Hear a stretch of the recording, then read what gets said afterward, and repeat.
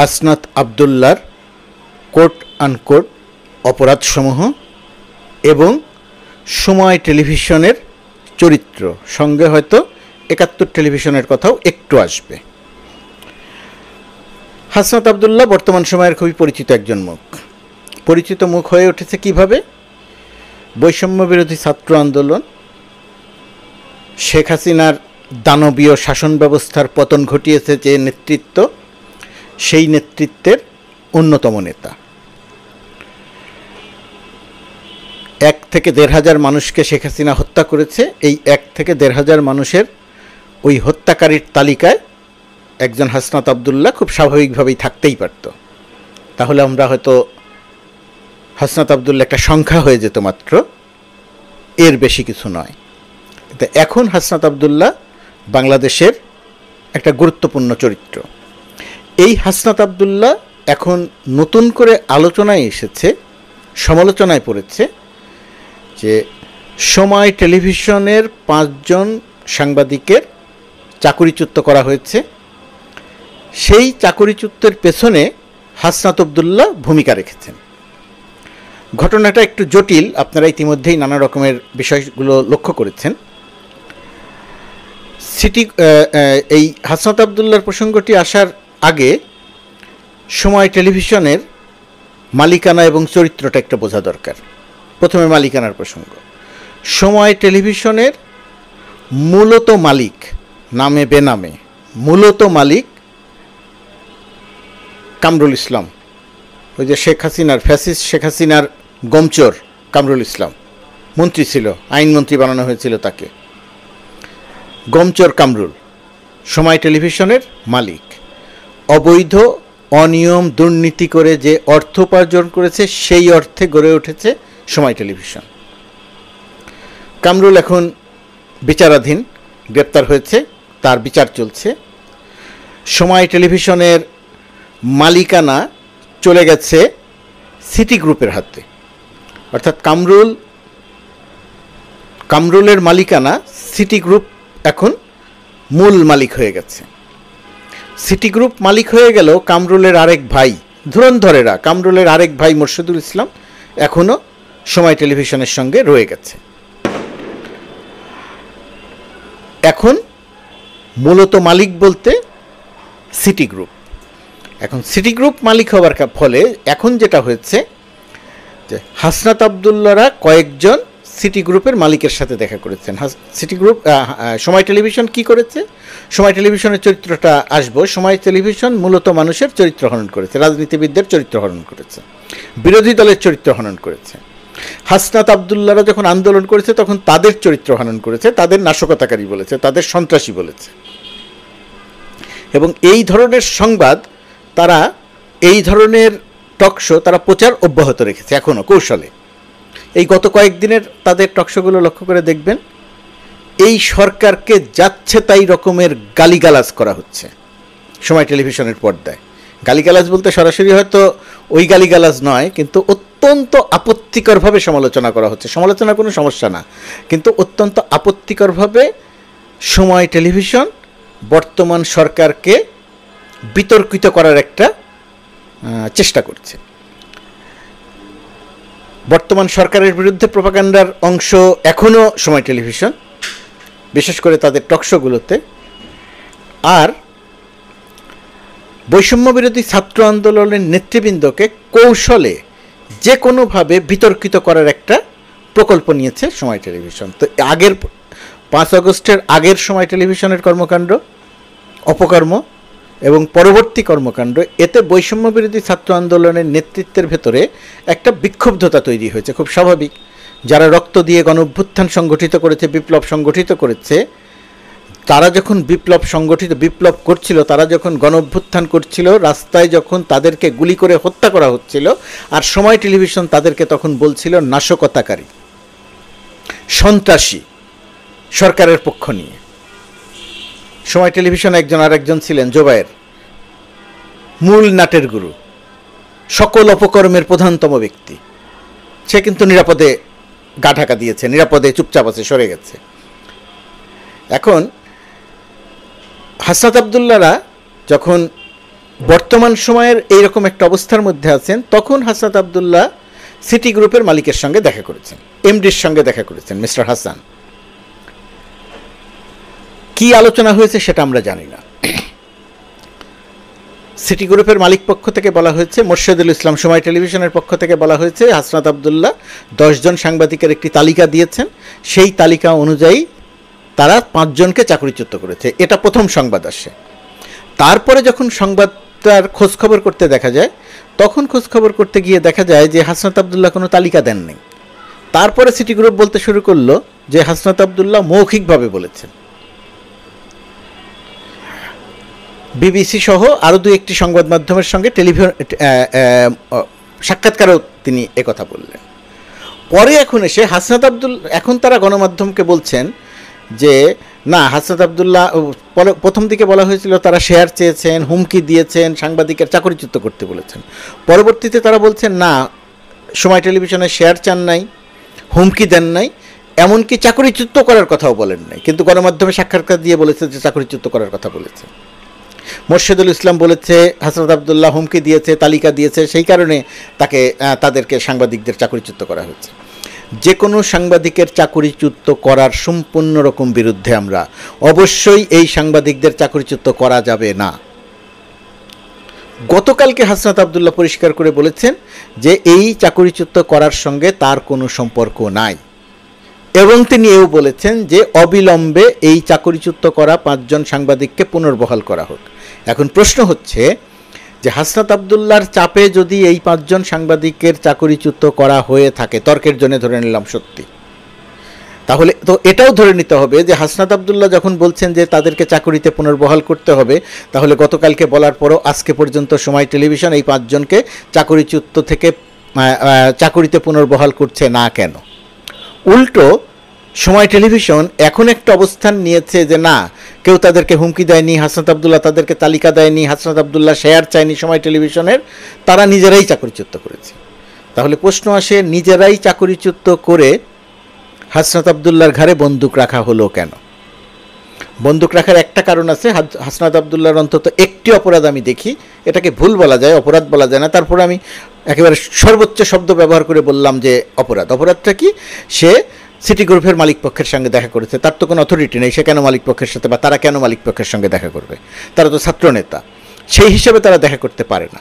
কিন্তু হাসনাত আবদুল্লাহ যেটা করেছে, এই যে দেখা করতে যাওয়া, সেটা যে তার ভুল হয়েছে সেটা আবার সে স্বীকার করেছে, এবং সে এও বলেছে এই এখন টেলিভিশন এবং সময় টেলিভিশনের কিছু সংখ্যক সাংবাদিক তাদেরকে প্ররোচিত করে মালিক পক্ষের কাছে নিয়ে গেছে।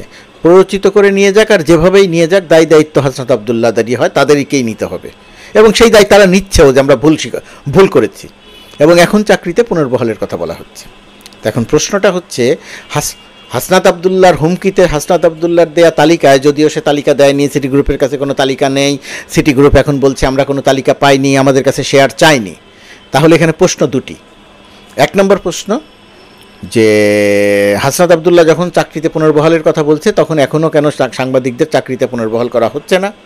দ্বিতীয়ত কথা, যদি হাসনাত আবদুল্লাহ তালিকা দিয়ে না থাকে, শেয়ার না চেয়ে থাকে সময় টেলিভিশনের, তাহলে সময় টেলিভিশনের মালিক পক্ষ সিটি গ্রুপ কেন গণমাধ্যমকে এই কথা বলল? এরও ব্যাখ্যা হতে পারে দুটি। একটি হচ্ছে তারা মিথ্যা বলেছিল, আরেকটা হতে পারে তারা ভয়ে বলেছিল, তারা ভয় পেয়েছিল, তারা তার অর্ডার, মানে একটা হচ্ছে তারা হাসনাত আবদুল্লাহ যে তালিকা দিয়েছে বা মৌখিকভাবে বলেছে সেই অনুযায়ী তারা কাজ করেছে। দ্বিতীয়ত কথা, এখন যে তারা না বলছে সেটা হয়তো তারা মিথ্যা বলছে, ভয়ে মিথ্যা বলছে। কিন্তু বাংলাদেশের বর্তমান বাস্তবতায় হাসনাত আবদুল্লাহদের ভয় পাওয়ার কোনো কারণ নাই। সিটি গ্রুপের প্রধান উপদেষ্টার প্রেস উইং থেকে পরিষ্কার করে বলা হয়েছে, কোনো গণমাধ্যমের উপরে কেউ চাপ দিতে পারবে না, হাসনাত আবদুল্লাহরাও পারবে না। সুতরাং সিটি গ্রুপ যদি মনে করে থাকে যে আগে তারা যে কথা বলেছিল এখন তারা সেই কথার উল্টোটা বলছে, ভয়ে বলছে, সেটা মোটেই গ্রহণযোগ্য নয়। তার মানে সিটি গ্রুপের পানিশমেন্ট হওয়া উচিত দুইভাবে। একটা পানিশমেন্ট হওয়া উচিত যে হাসনাত আবদুল্লাহদের নাম ব্যবহার করে সে সাংবাদিকের চাকরিচ্যুত করেছে, এই কারণে তার পানিশমেন্ট হওয়া উচিত তাদের। আরেকটা হচ্ছে হাসনাত আবদুল্লাহরা কোনো কিছু করে নাই কিন্তু তাদের কথা বলা হয়েছিল, এই মিথ্যা বলার জন্যে তাদের পানিশমেন্ট হওয়া উচিত। আমি জানি না সিটি গ্রুপের বিরুদ্ধে কী ব্যবস্থা নেওয়া হবে। এখন আসি কি বলে আপনার সময় টেলিভিশনের চরিত্র প্রসঙ্গে। শিক্ষার্থীরা যখন আন্দোলন করছিল, ছাত্র জনতা যখন আন্দোলন করছিল, তখন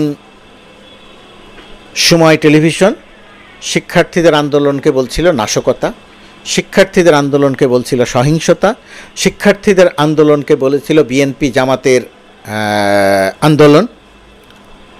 এহেন শব্দ তারা ব্যবহার করে নাই যেটা দিয়ে শিক্ষার্থীদের আন্দোলনকে সন্ত্রাসী কর্মকাণ্ড বলা যায়। তখনকার নেতৃত্বে ছিল কামরুল এবং জোবায়ের। কামরুল বিচারাধীন, জোবায়ের নীরবে সময় টেলিভিশন থেকে সরে গেছে, চুপচাপ আছে। সময়ের সঙ্গে সঙ্গে তারা আবার ফিরে আসবে।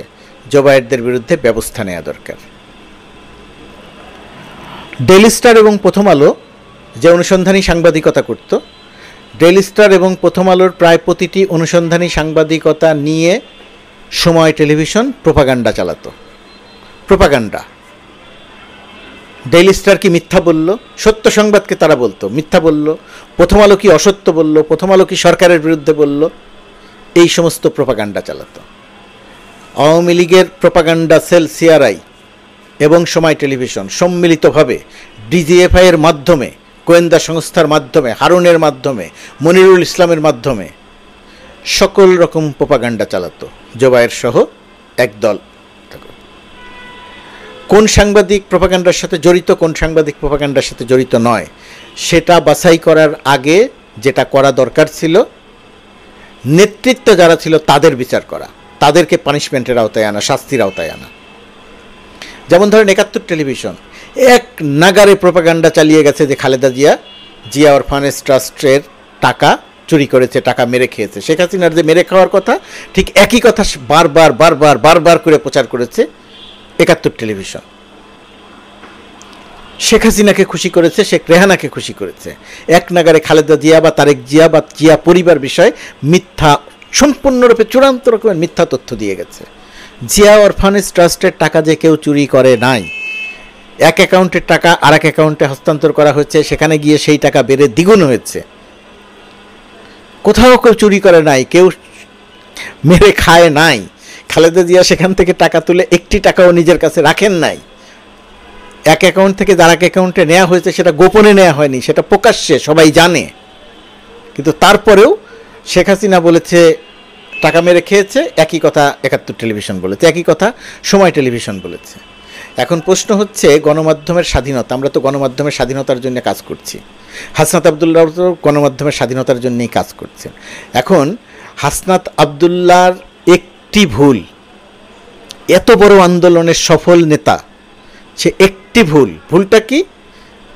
সময় টেলিভিশনের উপরে বিক্ষুব্ধ হয়ে সে সময়ের মালিকের সঙ্গে কথা বলতে গেছে। এটা তার ঠিক হয় নাই, সেটা স্বীকার করেছে। এখন হাসনাত আবদুল এবং এই একটি ভুলের কারণে এখন হাসনাত আবদুল্লাহর চরিত্র হনন করা হচ্ছে, হাসনাত আবদুল্লাহর বিরুদ্ধে এক নাগারে বিষোদ্গার করা হচ্ছে। পরিষ্কার করে বলি, বৈষম্য বিরোধী ছাত্র আন্দোলনের এই আন্দোলনকে আমরা সম্পূর্ণরূপে সমর্থন করেছি। কী কারণে?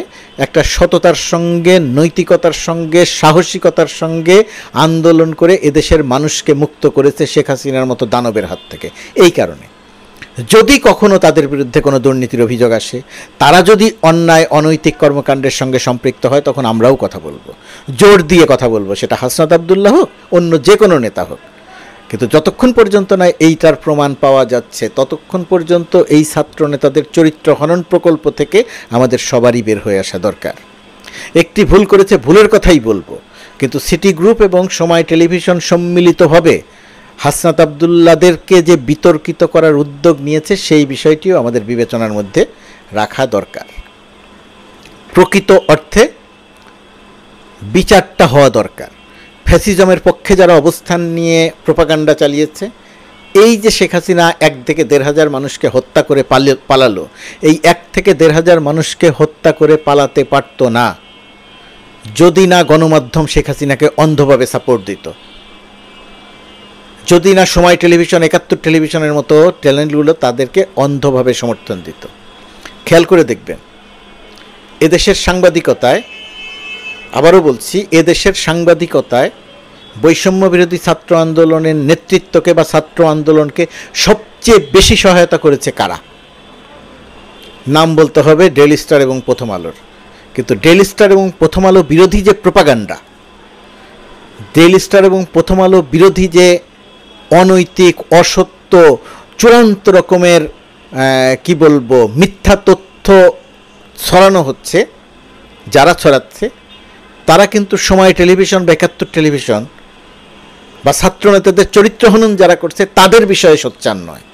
তার মানে এদের সঙ্গে সব রসুনের একটা মুখ বলা হয় না, কারণ এই প্রোপাগান্ডাবাজদের মুখ একটা, সেটা সময় হোক, ৭১ হোক, আর ডেইলি স্টার প্রথম আলো বিষয়ক যে প্রোপাগান্ডা সেটা হোক, বা আমার বিরুদ্ধে যে প্রোপাগান্ডা বা আসিফ নজরুলের বিরুদ্ধে যে অসত্য প্রোপাগান্ডা, এই সব প্রোপাগান্ডার মুখ একটা, তাদের সঙ্গে কোনো না কোনোভাবে এদের সম্পৃক্ততা আছে। সুতরাং বৈষম্য বিরোধী ছাত্র আন্দোলন যে নেতৃত্ব দিয়েছে, যে সাহস দেখিয়েছে, এই জাতিকে যে মুক্ত করেছে শেখ হাসিনার মতো দানবের হাত থেকে, এই জন্য তাদেরকে স্যালুট জানাতে হবে। অপকর্ম করলে সমালোচনা হবে, কিন্তু তাদের কাজের জন্য স্যালুট জানাতে হবে। এখন পর্যন্ত তারা এমন কোনো অপকর্ম করেনি যে কারণে তাদেরকে এই পর্যায়ের সমালোচনা করতে হবে। সমালোচনা থেকে তারা মুক্ত নন, অবশ্যই চোখ থাকবে, দৃষ্টি থাকবে, কিন্তু বিশেষ উদ্দেশ্য নিয়ে তাদের সমালোচনা করে যদি তাদের চরিত্র হনন করা হয় তাহলে এ দেশের ক্ষতি করা হবে। কে করবে কে করবে না সেটা তার ব্যাপার, আমি আমার কথাটা বলছি যে এটা বিবেচনায় রাখা দরকার। সময় টেলিভিশন বা ৭১ টেলিভিশন চরিত্র বদলেছে, কিন্তু তাদের ভেতরের বীজটা এখনও রয়ে গেছে। সুযোগ পেলেই আবার ওই যে সাপের মতো ফনা দিয়ে উঠবে। বৈষম্য বিরোধী ছাত্র আন্দোলনের নেতাদের বিষয়টি বুঝতে হবে, তাদের বন্ধু চিনতে হবে। ডেইলি স্টার তাদের শত্রু না, প্রথম আলো তাদের শত্রু না, তাদের এটা চিনতে হবে। আমার ধারণা তারা সেটা চিনবেন, এখন মূল্য দিয়ে হলেও সেটা চিনবেন, এবং তারা যে নীতি নৈতিকতাকে অটুট রেখে যে কাজ করে শেখ হাসিনা সরকারের পতন ঘটিয়েছে সেই পথেই থাকবেন। কেউ প্রশ্ন তুলবে, কেউ প্রশ্ন তুলতে পারে, এরকম কোনো কর্মকাণ্ডের সঙ্গে তারা সম্পৃক্ত হবেন না, সেটা ছোট হোক বা বড় হোক। হাসনাত আবদুল্লাদের যে অবদান জাতি চিরদিন তা স্মরণ রাখবে, তার চিরদিন তা স্মরণ করবে। এ দেশকে তারা মুক্ত করেছেন শেখ হাসিনার মতো দানবের হাত